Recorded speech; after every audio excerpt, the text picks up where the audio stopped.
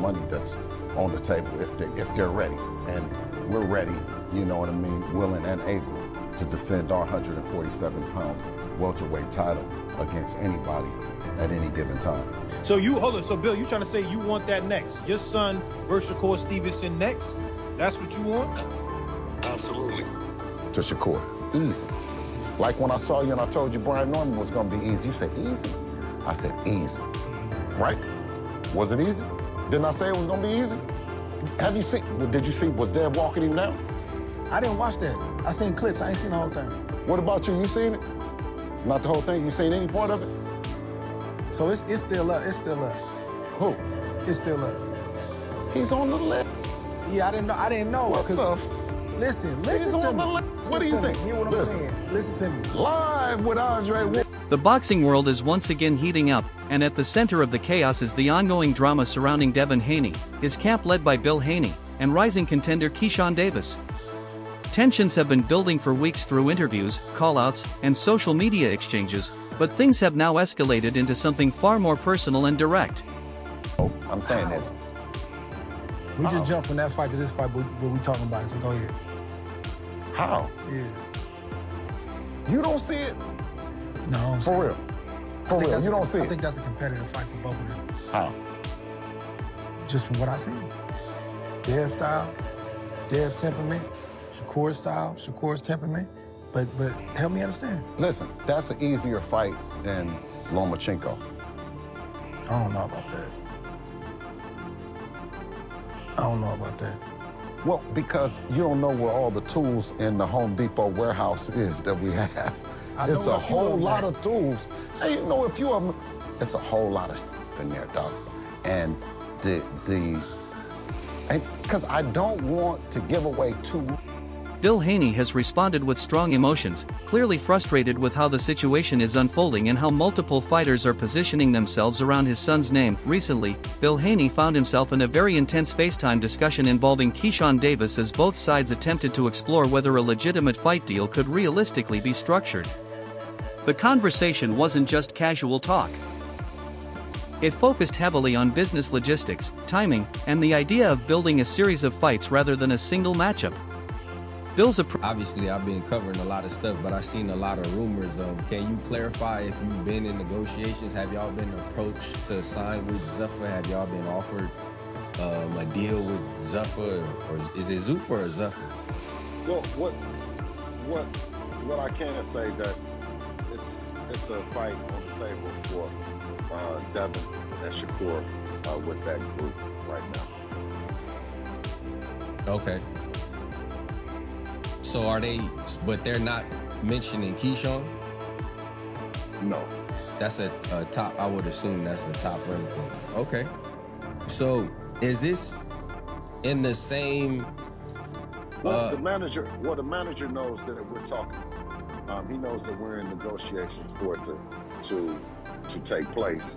So I believe that the move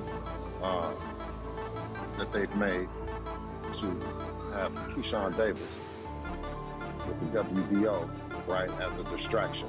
But it's a cute distraction in the sense of if he really wants to fight, we'll do them both. We'll do Keyshawn Davis and then do Shakur after. And that gives Shakur enough time to gain approach leaned toward creating a long-term plan where multiple opponents are lined up in sequence, but he made it clear that things would only move forward if Shakur Stevenson was also included in the broader contractual picture, making the entire situation far more complicated than a standard one-on-one negotiation. As the discussion continued, both sides started breaking down the idea of a structured fight agreement involving multiple bouts under one promotional framework. The concept being floated was essentially a 2-for-1 style arrangement where fighters could be matched in a planned sequence rather than isolated events. Keyshawn on the list, and Keyshawn's not going to put him on the list because they're friends, right? It's not us. With us. Dev and Shakur was friends too at one. They discussed scheduling, preparation cycles, promotional responsibilities, and how each fighter would mentally and physically adjust to knowing their next opponent in advance. Keyshawn Davis pushed back at certain points, questioning fairness and clarity, while Bill Haney insisted that his team simply needed structure and commitment in order to finalize anything meaningful. Keyshawn Davis made his position very clear during the exchange. He is ready to fight and willing to step into the ring as soon as the proper contract is presented. Down, punk, and physically unable to like get somebody off of. Have you seen it? I'm saying as a professional. Yeah, but I've not seen him fight nobody that I would even think is anywhere near no motherfucker Devin Haney. We talking about I'm Teo, telling though. you, no, what I'm saying is, you just said that, but you ain't seen him fight a motherfucker person. No, you just said that. Who? Shakur. You ain't seen him fight nobody, Dre. Come on, big homie. Tell me who he fought that you would say that's a level that we should even look at that would be anything remotely to what the skills that Devin do. You keep Anybody. comparing him to Dev. No, I'm saying this, but tell me who Shakur done fought. Shakur got a good resume, for sure. Like who? When you said to me... And not when only you a said- good resume, we talking about Teo. No, Tell I'm me, saying... no, hold on, just tell me the walk down part. When I say I ain't never seen Shakur Stevenson walk down and pump and physically unable to get somebody off of him or box somebody. If you go look at the Have you sparring, seen it? if you go look at the sparring with him and... However, the conversation became increasingly tense as both sides struggled over control, promotional authority, and decision-making power. Voices overlapped, frustration grew, and the negotiation began to feel more like a battle of egos than a structured business discussion. Even so, Bill Haney emphasized that his goal was organization, not avoidance, and he repeatedly stressed that clarity in the deal structure was the only way forward. Despite the heated tone, neither side completely shut the door on the possibility of making the fight happen. One of the biggest complications in this entire situation is Bill Haney's broader plan involving both Shakur Stevenson and Keyshawn Davis being matched separately against Devin Haney as part of Devin's run through elite-level competition. The idea... There's only one man in boxing that has an allegiance to the people. That's Devin Haney. Not signed to not anyone, right? When the check comes, it goes to him. It don't go to no promoter, it don't go to no manager, it goes to Devin Haney. He talks to Turkey, he talks to Dr. Rakan, right? And he already let him know, there's the list.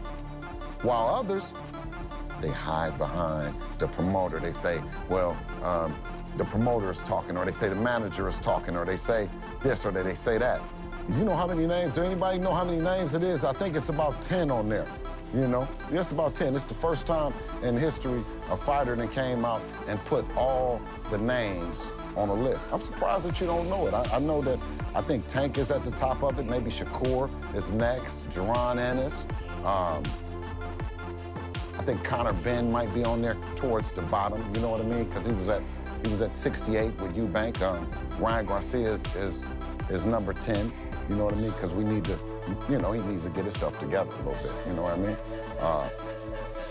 I know Brian Norman was on there.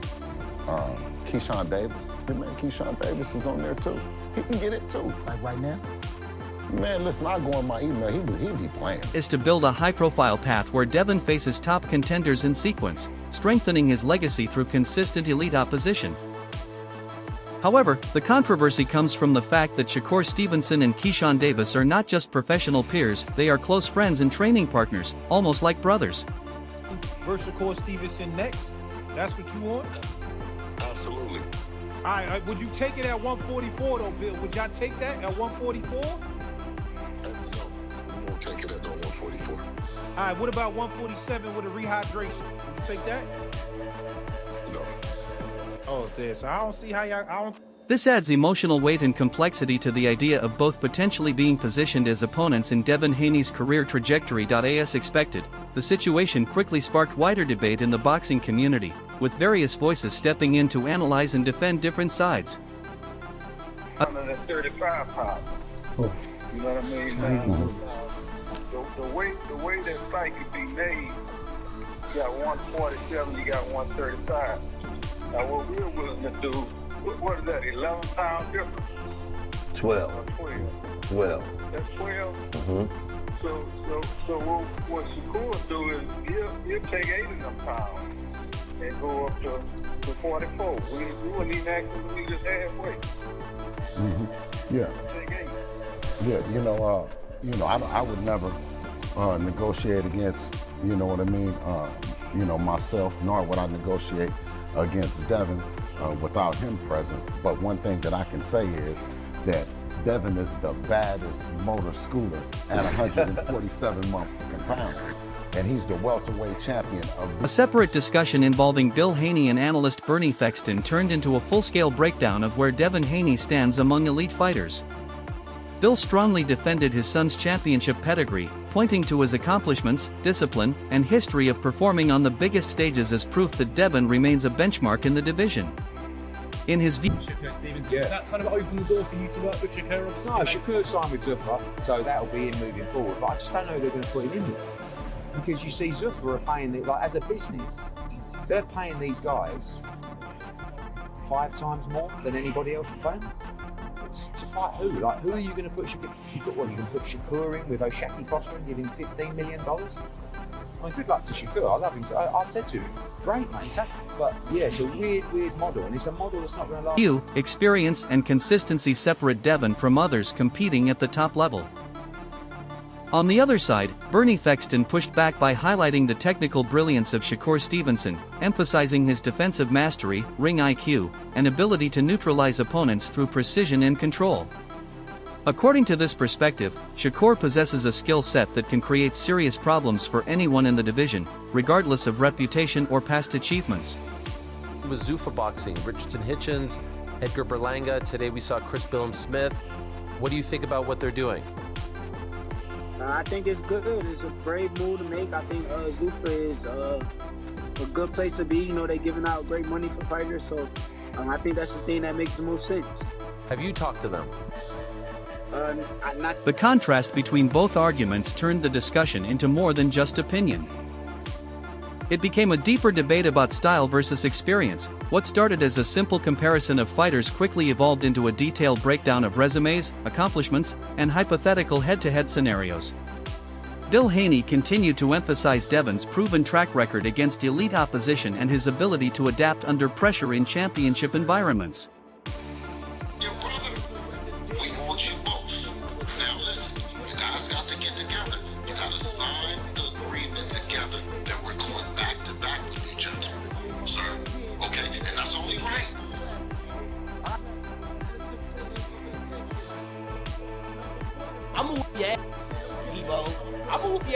Meanwhile, Shakur Stevenson's supporters highlighted his undefeated status and his reputation as one of the most technically gifted fighters in modern boxing.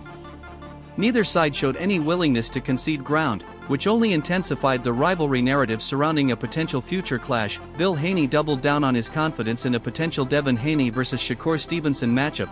Sean Davis saying that you want him and his brother Shakur. Well, listen, y'all can decide how y'all want to do it. It's between y'all. It's called a double up in East Oakland. So that means 2. That means that's 2 for 1 on one agreement, one contract. We get both of y'all. Okay, well, we need both of y'all. Listen, but that's what I'm saying is we need both of y'all. You go talk to Jay. And listen, we want to do it back to back. But if you want to go first, that'll give him opportunity to have a look. Or you have a look. We know y'all together. Y'all not going to fight each other. So, I mean, I was born at night, not last night. Like, come on, bro. I ain't gonna do all that, but bro, you know I want to fight your son. I'm gonna ask you when you want to make it happen. You say you never want to. You gonna make this fight happen? Please, nigga. I'll be your son. Okay, so listen to this. If Shakur don't want to do it, if he don't want to do it, you still won't. Going as far as claiming that Shakur would be easy work for his son. He argued that Devin's size advantages, ring experience, and ability to adjust mid-fight would give him a clear edge. In his opinion, Shakur has not yet faced the same level of elite challenges that Devin has already overcome, and that difference in experience would ultimately decide the outcome if they ever met inside the ring. Here from Team Haney, they are calling a fight with Devin and Shakur easy. These comments immediately added more fuel to an already growing debate among fans and analysts. Supporters of Devin Haney believe his composure, discipline, and championship pedigree make him a difficult puzzle for anyone to solve. On the other hand, critics argue that dismissing Shakur Stevenson so easily ignores his elite defensive skills and tactical intelligence, which have frustrated every opponent he has faced so far. The conversation has now shifted from speculation to anticipation, as fans increasingly demand an actual fight to settle the debate. According to Bill Haney, Devin continues to position himself as a fighter willing to take on the toughest challenges available in boxing. He insists that his son's career has never been about avoiding risk, but instead about consistently stepping into high-pressure situations against elite opposition. You got Bill Haney talking about Shakur's easy work, but Ryan Garcia wasn't even easy work. So I'm from the show me state. I'm from Cali, but just like St. Louis, we from the show me state. Like, if it's that easy, you should run through. This narrative reinforces the idea that Devin is not just chasing wins, but also actively pursuing legacy-defining fights that elevate his standing in the sport. Meanwhile, Keyshawn Davis has grown more vocal and direct, openly challenging Bill Haney to stop the negotiations and start delivering actual fights. He is no longer interested in extended discussions or hypothetical matchmaking scenarios. Instead, he wants a confirmed opportunity to face Devin Haney in the ring, believing that repeated conversations without action only delay what fans actually want to see.